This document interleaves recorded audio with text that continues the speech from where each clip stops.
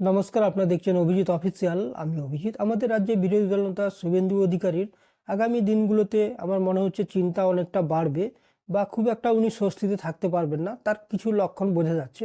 আপনারা নিশ্চয়ই জানেন যে 2020 সালের ডিসেম্বর মাসে যখন উনি বিজেপিতে জয়েন করেছিলেন, উনার আশা ছিল হয়তো ব্যাপক সংখ্যক তৃণমূলের বড় বড় নেতা নেত্রীদের উনি ভাঙিয়ে এনে বিজেপিতে যোগদান করবেন এবং বিজেপি 2021 সালে জয়লাভ করবে এবং ক্ষমতায় চলে এলে হয়তো উনি মুখ্যমন্ত্রী হবেন, মুখ্যমন্ত্রী না হলেও হয়তো উপমুখ্যমন্ত্রী হয়ে যাবেন। কিন্তু দেখা গেছে 2021 সালে বিজেপি ক্ষমতায় আসতে পারেনি এবং তৃণমূলের কোনো বড় নেত্রীকে উনি ভাঙাতেও পারেননি। আর যাদেরকে এনেছিলেন তারা অনেকেই কিন্তু এখন অলরেডি আবার তৃণমূলে চলে গেছে বা চুপচাপ বসে গেছেন। তেমনি তারপরে পঞ্চায়েত ভোট বা পৌরসভা ভোটে তেমন কিছু দাগ কাটতে পারেননি, যদিও কাটার কথাও না, কারণ পৌরসভা বা পঞ্চায়েত ভোট কিভাবে হয় সেটা আমরা জানি। তো সেগুলোতে বিরোধীরা খুব একটা দাগ কাটতে পারবে না, সেটাতে আমি উনাতে কোনো দোষ দিচ্ছি না। তারপরে আপনারা নিশ্চয়ই দেখেছেন 2024 সালে লোকসভা ভোটে উনি অনেক বড় বড় কথা বলেছিলেন যে এতগুলো সিট পাবেন, 35টা পাবেন, 30টা পাবেন, কখনো কখনো বলেছিলেন একটা হলেও টিএমসির থেকে বেশি পাবেন। কিন্তু দেখা গেছে যে 18টা লোকসভা সিট ছিল 2019 সালে, সেখান থেকে সিট কমে হয়ে গেছে 12খানা। তো তারপরে কিন্তু শুভেন্দুবাবুর গুরুত্ব একটু কমতে শুরু করেছে। তারপরে দিলীপবাবুর সঙ্গে ঝামেলা। দিলীপবাবু আকারে ইঙ্গিতে যদি নাম নেননি, কিন্তু বিভিন্নভাবে বুঝিয়ে দিয়েছেন যে উনার মেন রাগ বা উনার সঙ্গে ঝামেলাটা কার সঙ্গে, সেটা শুভেন্দুবাবুর সঙ্গে। ওটা দিলীপবাবু কিন্তু আকারে ইঙ্গিতে অনেকবারই বুঝিয়ে দিয়েছেন। তারপরে শুভেন্দুবাবুর ঘায়ে নুনের ছিটা উনি ওই দিনই দিয়ে দিয়েছিলেন যেদিনকে জগন্নাথ মন্দির উদ্বোধনের সস্ত্রীক উপস্থিত ছিলেন দীঘাতে। এবং তারপরে আকারে ইঙ্গিতে বিভিন্নভাবে কিন্তু উনি শুভেন্দুবাবুকে টার্গেট করে কথাবার্তা বলছিলেন। তো তারপরে যদিও দেখা গেছে যে বিজেপির তরফ থেকে দিলীপবাবুকে সাইড করে দেওয়া হয়েছিল এবং বিজেপির কেন্দ্রীয় নেতৃত্ব বা আরএসএস নেতৃত্ব হয়তো এটাই মনে করেছিল যে বর্তমানে যে রাজ্যে যারা ক্ষমতাসীন গোষ্ঠী রয়েছেন, বিশেষ করে শুভেন্দুবাবু বা শ্রমিকবাবু বা সুকান্ত বাবুরা, জগন্নাথ চট্টোপাধ্যায় ইত্যাদি, তো উনারা হয়তো বিজেপিকে একটা সর্বোচ্চ মাত্রায় নিয়ে চলে যাবেন। কিন্তু সেই অনুযায়ী তারা না সংগঠন বানাতে পেরেছেন, না বিজেপিকে জয়ের কাছাকাছি পৌঁছাতে পেরেছেন। তেমনি এসআইআর যখন শুরু হয় তার আগে আপনার নিশ্চয় দেখেছেন রাজ্যের বিরোধী দলনেতা শুভেন্দুবাবু প্রত্যেকবারই 1,25,00,000, 1 কোটি এই ধরনের গল্প শোনাচ্ছিলেন যে এত মানুষ রোহিঙ্গা এবং বাংলাদেশি অনুপ্রবেশকারী বাদ চলে যাবে। হয়তো কেন্দ্রীয় নেতৃত্ব তাই বুঝেছিল, সেই জন্য তাড়াহুড়ো করে পশ্চিমবঙ্গে এসআইআরও শুরু করে দিয়েছিল নির্বাচন কমিশনকে দিয়ে। কিন্তু দেখা গেছে যে এসআইআর যখন হলো, তাতে সব থেকে যদি খারাপ অবস্থায় কেউ পড়ে যায় সেটা হচ্ছে বিজেপি, কারণ বিজেপির সংগঠন কি সেটা বোঝা গেছে যে BLA 2 তারা অর্ধেক জায়গায় দিতে পারেনি।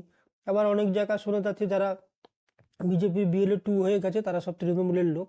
তো আবার যেটা দেখা গেছে যে বাংলাদেশি অনুপ্রবেশকারী রোহিঙ্গা কতজন আছে সেটা তো ইলেকশন কমিশন জানাতেই পারেনি। 1,25,00,000 তো অনেক দূরে। উল্টো বিজেপির যারা কোর ভোট ব্যাংক যেমন মতুয়া বা রাজবংশী, তাদেরই কিন্তু ভোটার লিস্ট থেকে নাম কেটে যাওয়ার সম্ভাবনা দেখা দিয়েছে। তো সেই হিসেবে বিজেপির কিন্তু ব্যাপক ক্ষতি। তো এরপরে কিন্তু কেন্দ্রীয় নেতৃত্ব বিশেষ সমীক্ষক দল পাঠিয়ে পশ্চিমবঙ্গে সমীক্ষা করিয়েছিল এবং তাদের যে রিপোর্ট এসছে তাতে কিন্তু এই শুভেন্দুবাবু বা শ্রমিকবাবুদের যে বড় বড় কথা, এগুলো কিন্তু বা যে ধরনের দাবি সেটা কিন্তু কোনোটাই মেলেনি। তো তারপরে আপনারা নিশ্চয়ই দেখেছেন যে কেন্দ্রীয় স্বরাষ্ট্রমন্ত্রী কলকাতায় এসছেন এবং সেখানে বিভিন্ন নেতা নেত্রীর সঙ্গে যে বৈঠক করেছেন, মানে বিজেপির নেতা নেত্রী, আরএসএস নেতা নেত্রী, তারপরে উনি দিলীপবাবুকে ডেকে নিয়েছেন এবং দিলীপবাবুর সঙ্গে কিন্তু আলাদা বৈঠক করেছেন। এবং তারপরে দেখা গেল দিলীপবাবু যেসব কথাবার্তা বলে বিতর্কে জড়িয়েছিলেন বা সাইড হয়ে গেছিল, সেই সব কথাবার্তা কিন্তু আবার বলা শুরু করে দিয়েছেন বা বিভিন্ন সংবাদ মাধ্যমে ইন্টারভিউ দেওয়া শুরু করে দিয়েছেন। আগের ফর্মেই আবার ফিরে আসছেন। তো দিলীপবাবু হয়তো অমিত শাহজির কাছ থেকে সেইভাবে কিছু গ্রিন সিগন্যাল পেয়ে গেছেন। অমিত শাহজি হয়তো ঠাড়ে ঠাড়ে বুঝিয়ে দিয়েছেন যে বর্তমান রাজ্য নেতৃত্বের উপরে ওনারা বিরক্ত এবং দিলীপবাবুকে কোনো ভালো দায়িত্ব দিতে চান বা দিলীপবাবু যেভাবে চলছেন সেইভাবে চলুক। নাহলে কিন্তু দিলীপবাবু আমার মনে হচ্ছে এত তাড়াতাড়ি আবার সেই দাবাং ফর্মে উনি ফিরতেন না। তো দেখা যাচ্ছে একটা জিনিস, কিন্তু যদি কেন্দ্রীয় নেতৃত্ব এই শ্রমিকবাবু বা শ্রমিকবাবুর তেমন কিছু হবে না, উনি কিন্তু সেইভাবে সংগঠনকে জোরদারভাবে চালান না বা বিরাট কিছু কখনো দাবিও করেন না। কিন্তু শুভেন্দুবাবু অনেক বড় বড় দাবি করেন। তো সেই অনুযায়ী 2026-এ যদি দিলীপবাবু বড় দায়িত্ব পেয়ে যান এবং 2026-এ যদি বিজেপি ভালো ফল না করতে পারে, যেটা সম্ভাবনা প্রবল, তো তাতে কিন্তু শুভেন্দুবাবুর গুরুত্ব বিজেপিতে কিন্তু অত্যন্ত খারাপ হয়ে যাবে এবং বিজেপির মধ্যেই কিন্তু শুভেন্দুবাবু এক প্রকার কোণঠাসা হয়ে যাবে। এত যে বড় বড় কথা বলছিলেন সেগুলো কিন্তু কোনোটা কাজে দেবে না। সেই জন্য একটা কথা আছে যে নিজে যখন কোনো কিছু বলছেন তো মেপে কথা বলা উচিত, যে কতটা আপনার ক্ষমতা, কতটা কি। আগ বাড়িয়ে এত বড় বড় কথা বলিয়ে বা কেন্দ্রীয় নেতৃত্বকে এত বড় বড় যদি আশা আপনি দিয়ে দেন, তারপরে যদি কিছু না করতে পারেন, তো যা ফল হওয়ার সেটাই হচ্ছে। এবং আগামী দিনে মনে হচ্ছে যে দিলীপবাবুর গুরুত্ব বাড়বে, এবং দিলীপবাবুর গুরুত্ব বাড়ার সঙ্গে সঙ্গে দিলীপবাবু, সুকান্তবাবু বা সমীরবাবুর সঙ্গে কিন্তু এদের তিনজনের খুব একটা খারাপ সম্পর্ক নেই। এরা কিন্তু একজোট হয়ে যাবে এবং কোণঠাসা করার চেষ্টা করবে শুভেন্দুবাবুর গোষ্ঠীকে।